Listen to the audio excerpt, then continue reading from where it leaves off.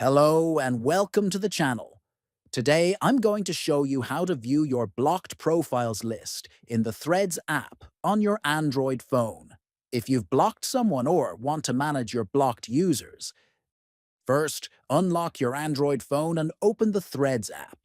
Next, make sure you're in the Profile section.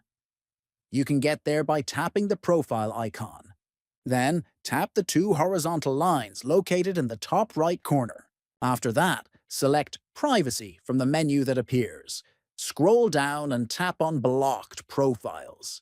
Here, you will see a complete list of all the profiles you have blocked on Threads.